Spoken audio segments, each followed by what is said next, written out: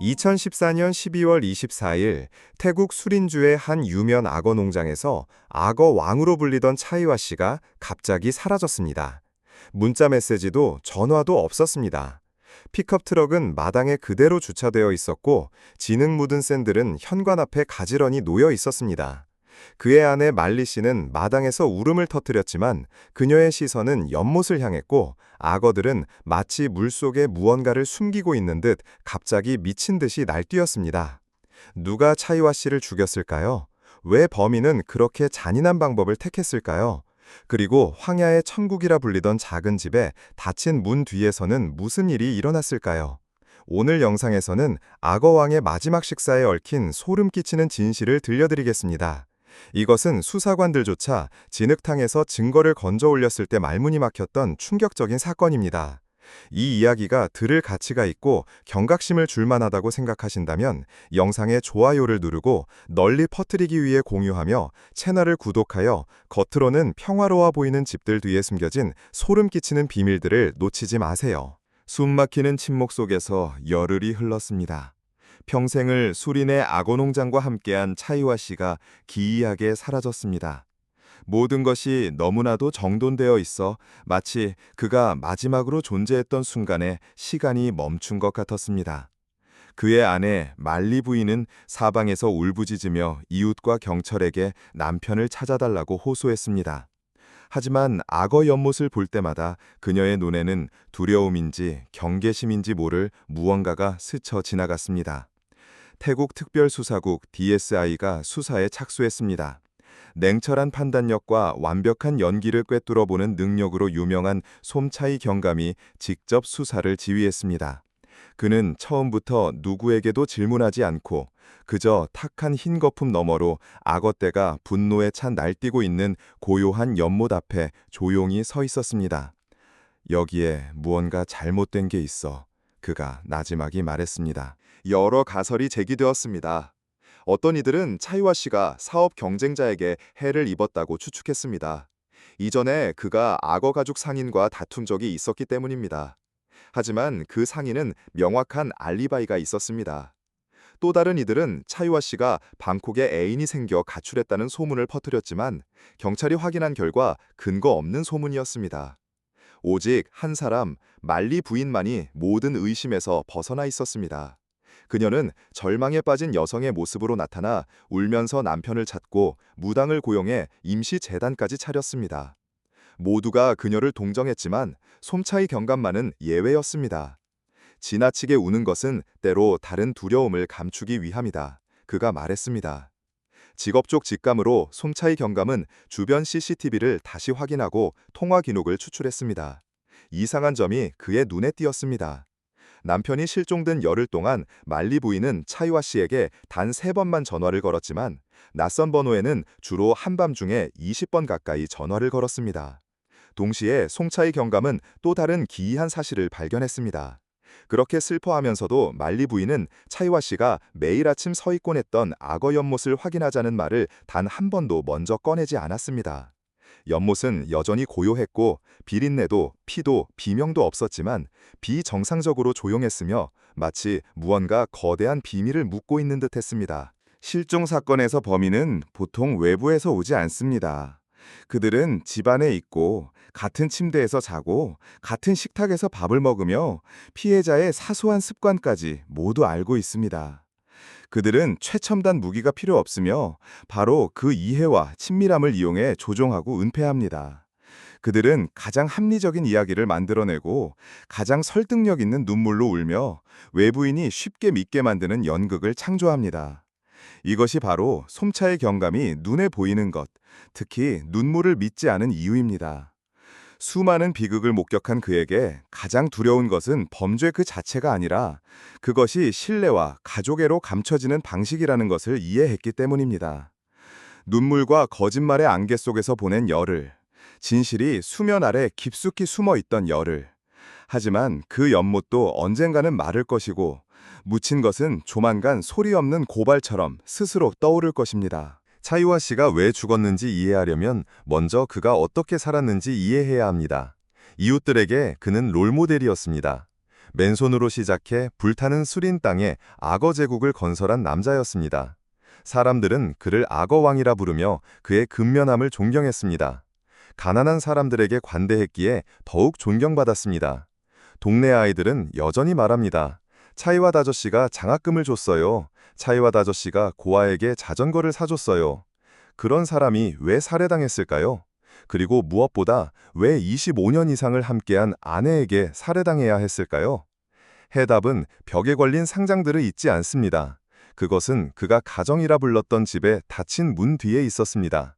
그곳에서 차이와 씨는 영웅이 아니라 자신의 성 안의 폭군이었습니다. 피해자의 남동생의 증언에 따르면 차이와 씨는 매우 유능했지만 극도로 가부장적이었습니다. 그의 말 한마디가 법이었습니다. 아내는 반박할 수 없었고 자식들은 그저 고개를 숙이고 들을 뿐이었습니다. 돈을 버는 사람이니 모든 것을 결정할 권리가 있다고 생각했죠. 남동생은 천천히 말했습니다. 형수님은 25년 동안 집안에서 그림자처럼 살며 한마디도 반박하지 못했습니다. 그의 아내 말리 부인은 한때 온화한 여성이었습니다. 하지만 매일 밤 접시 깨지는 소리가 귀뚜라미 우는 소리처럼 익숙해졌을 때 온화함이 얼마나 오래 갈 수 있을까요? 집안의 모든 대화가 당신이 뭘 안다고 그래 라는 말로 끝날 때, 사랑은 나날이 닳아 없어지고 침묵은 밤마다 두꺼워질 때, 그녀는 말하지도 저항하지도 떠나지도 않았지만 내면에는 너무나 오랫동안 억눌린 폭풍이 휘몰아치고 있었습니다. 한 직원은 이렇게 회상했습니다. 사장님은 성격이 불같아서 한 번 말하면 그게 끝이었어요. 우리 앞에서 말리 부인을 욕하는 일도 잦았죠. 그녀는 그저 고개를 숙이고 있었지만 그 후에는 아무 일 없었다는 듯이 밥을 차리고 빨래를 했습니다. 이것이 바로 정신적 학대의 잔인함입니다.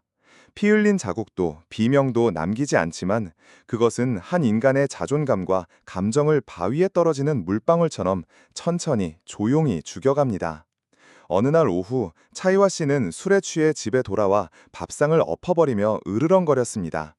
내가 돈을 버는데 내 맘대로 못할 게 뭐야?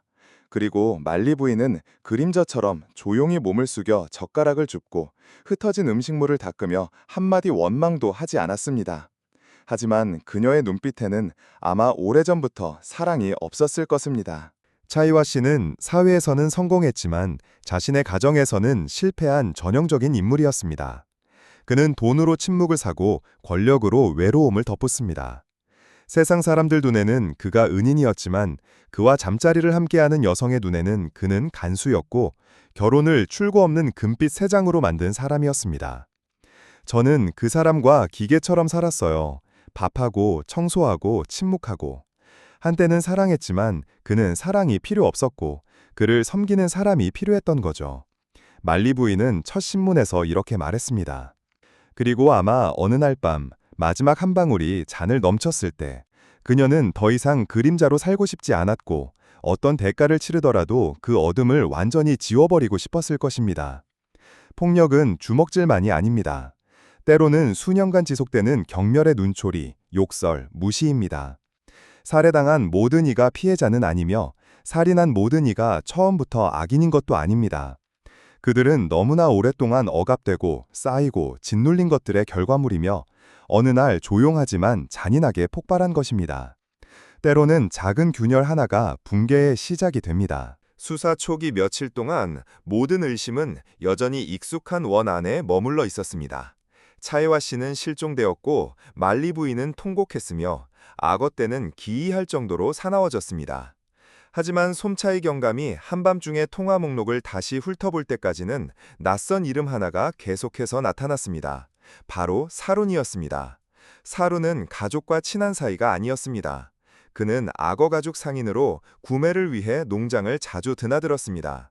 30대 초반에 외모는 번듯했고 말솜씨는 꿀처럼 달콤했습니다. 직원들의 말에 따르면 사루는 평소보다 일찍 오곤 했고 차이와 씨가 없을 때면 그의 시선은 악어에게 먹이를 주는 말리 부인에게 조금 더 오래 머물곤 했습니다. 처음에는 그저 사교적인 인사 몇 마디였지만 이내 그냥 들렀다는 핑계로 찾아오고 더운 낮에는 아이스 커피를 건네고 깊은 밤에는 안부를 묻는 메시지를 보내는 사이로 발전했습니다. 감정 없는 결혼 생활의 차가움 속에서 낯선 남자의 술처럼 달콤한 말은 때로 어떤 술보다도 사람을 쉽게 취하게 만듭니다. 피곤하지 않냐고 물어봐준 사람은 그 사람뿐이었어요. 말리 부인은 신문에서 이렇게 고백했습니다. 그것은 가슴이 미어지는 듯한 고통스러운 말이었습니다.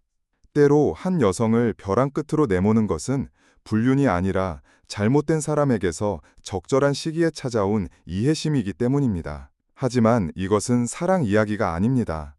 이것은 범죄의 연합입니다.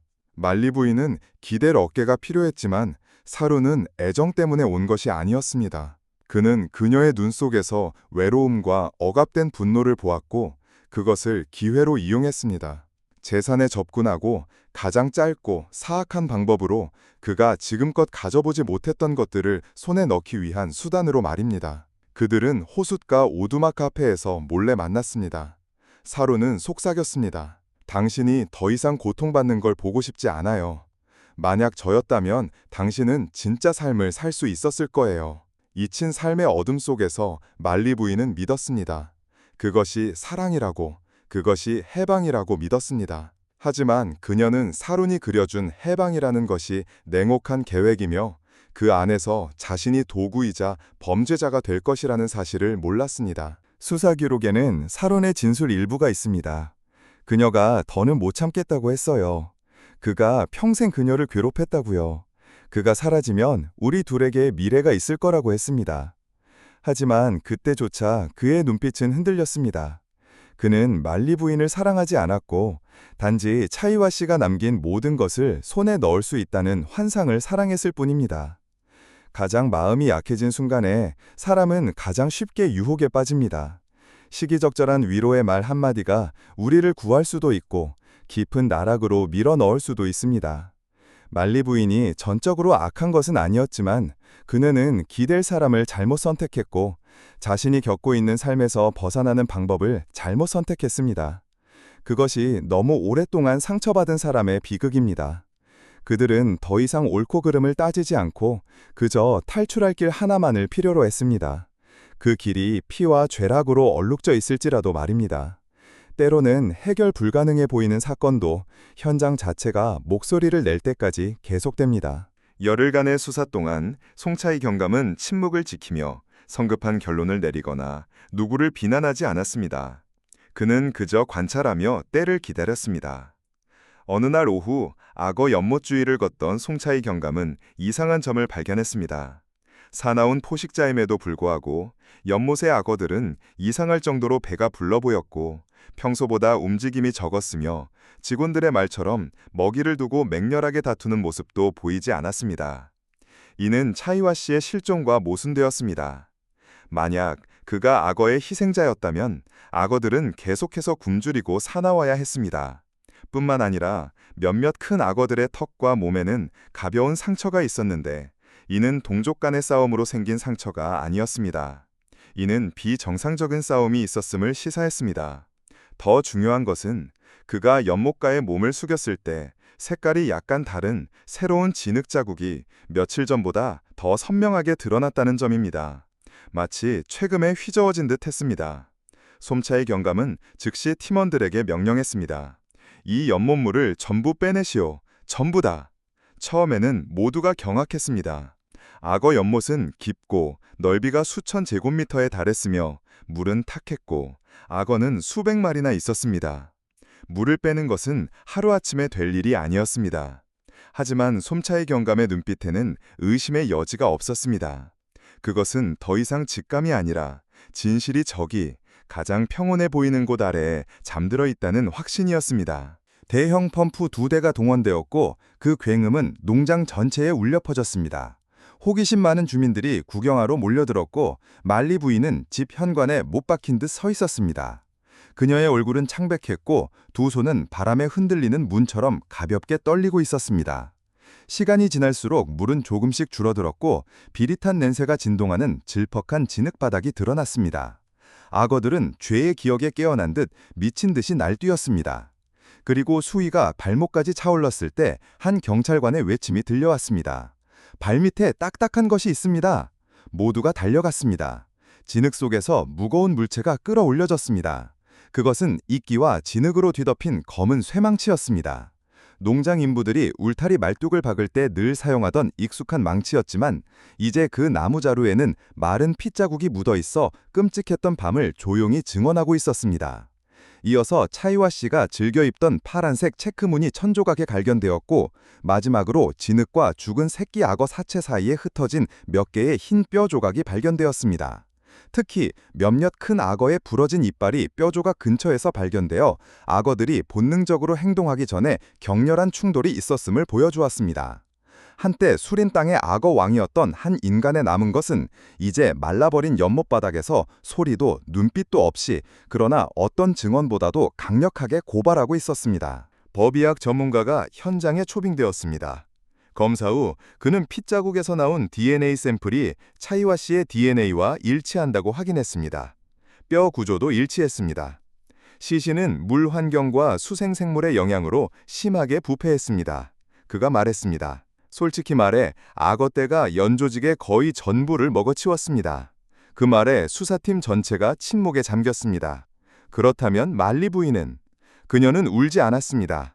그녀는 그저 그곳에 서서 마치 짐을 내려놓은 듯 조용했습니다. 하지만 그녀의 평온함이야말로 모두를 소름 돋게 했습니다. 모든 범죄에서 범인은 땅 위의 흔적을 지울 수 있지만 자연은 거짓말을 하지 않습니다. 물줄기는 핏자국을 씻어낼 수 있고 악어는 시신을 뜯어먹을 수 있지만 비정상적인 것은 항상 증언하기 위해 돌아옵니다.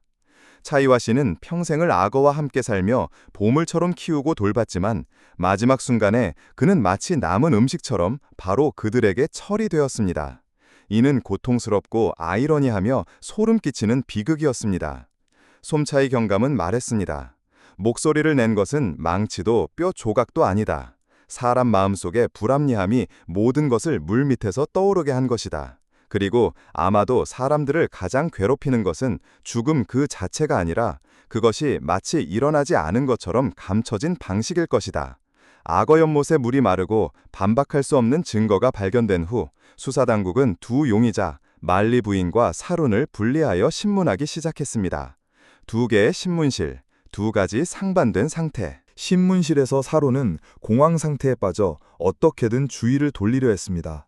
그는 차이와 씨가 방콕의 애인과 도망쳤다고 주장했고 심지어 차이와 씨가 국제 밀수 조직과 큰 사업 갈등을 겪었다는 이야기까지 꾸며냈습니다. 틀림없이 그놈들이 죽이고 증거인멸을 위해 시체를 어딘가에 버렸을 겁니다. 그는 땀을 비오듯 흘리며 더듬거렸습니다. 그는 떨림을 서툰 거짓말로 감추려 했지만 시선은 계속 문 쪽을 힐끗거리며 마치 어떤 구원을 기다리는 듯했습니다. 그는 계속해서 진술을 반복하여 수사관들이 각 세부 사항을 확인하는데 애를 먹게 했습니다. 그들은 통화 기록, CCTV, 그리고 직원들의 증언과 그의 진술을 대조하는데 많은 시간을 할애해야 했습니다. 의문의 통화와 차이와 씨 실종 당일 밤 그가 농장에 있었다는 증거로 궁지에 몰리자 사루는 비로소 흔들리기 시작했지만 여전히 완강하게 말리 부인에게 책임을 돌렸습니다. 그녀가 주도했어요. 저는 그냥 숨기는 걸 도왔을 뿐이에요.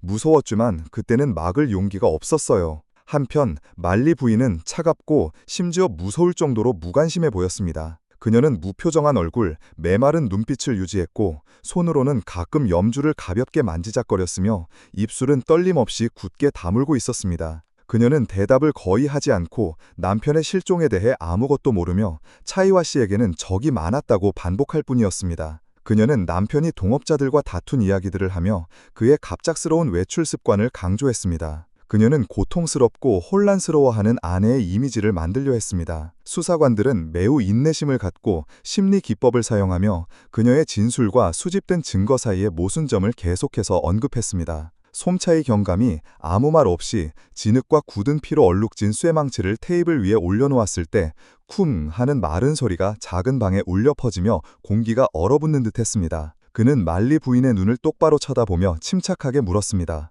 이 물건을 기억하십니까? 그 순간 말리 부인의 얼굴에서는 더 이상 평온함을 찾아볼 수 없었습니다. 눈에 띄지 않던 떨림이 눈가에서부터 시작되어 입가로 번져나갔습니다. 그녀는 망치를 힐끗 쳐다보았고 목이 메었으며 길고 깊은 한숨이 터져나왔습니다. 그녀는 고개를 들었고 붉게 충혈된 눈에서 수년간 말라있던 눈물이 갑자기 쏟아져 나왔습니다. 네, 제가 그를 죽였어요. 그녀는 떨리고 부서지는 목소리로 내뱉었습니다. 그녀는 더 이상 강인한 척할 수 없었습니다. 저는 더 이상 견딜 수가 없었어요. 그가 저를 평생 수십 년 동안 괴롭혔어요. 그녀는 흐느끼기 시작했고 그 억눌린 울음은 평생의 응어리를 모두 쏟아내는 듯 했습니다. 저는 생각했어요. 그것이 그에게서 벗어날 유일한 방법이라고. 그가 잠든 것을 봤을 때 무슨 생각을 했는지 모르겠어요. 그저 망치를 들었을 뿐.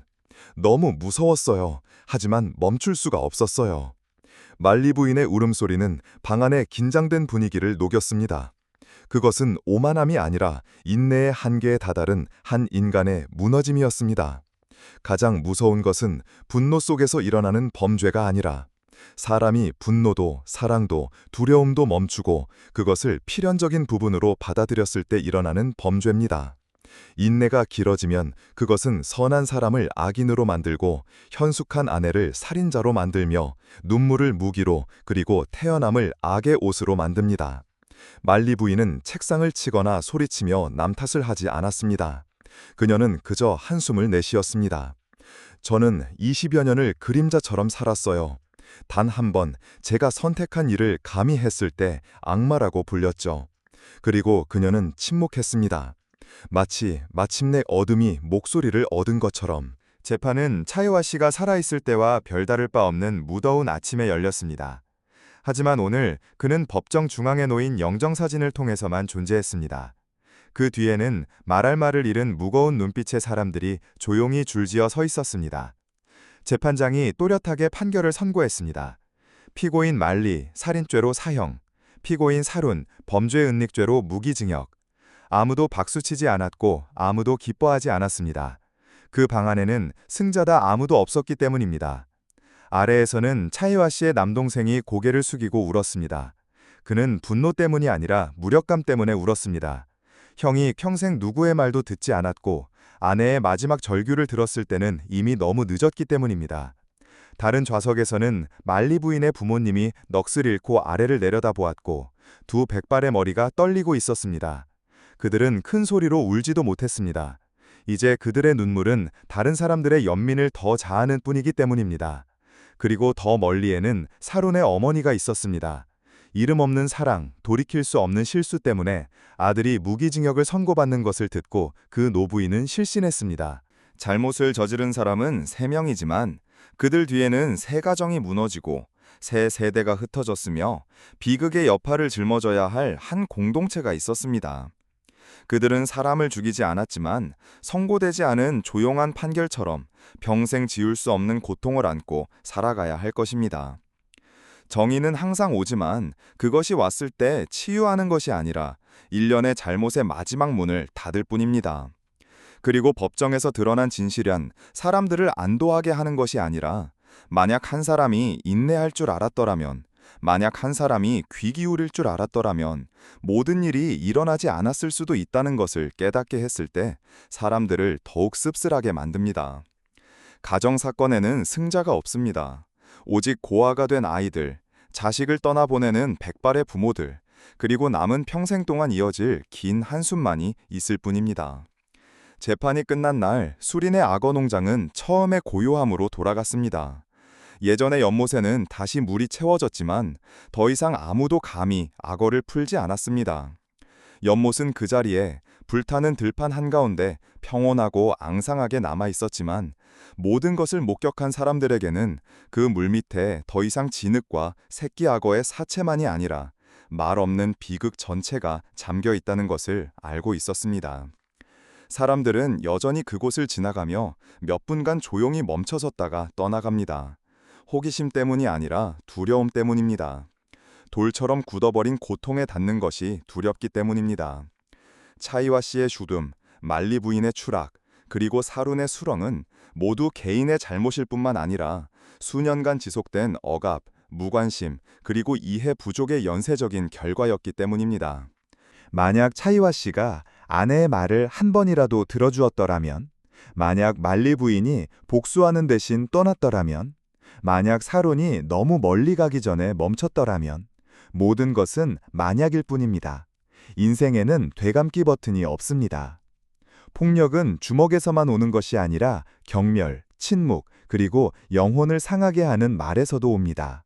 반박하지 않고, 울지 않고, 반응하지 않는 사람이 그것을 받아들이고 있다는 의미는 아닙니다.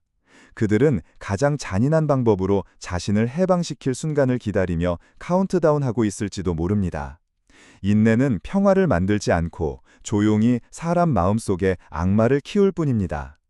그리고 만약 당신 주위에 누군가가 조용히 껍질 속으로 움츠러들고 억지로 웃으며 그림자처럼 살고 있다면 부디 지나치지 마십시오.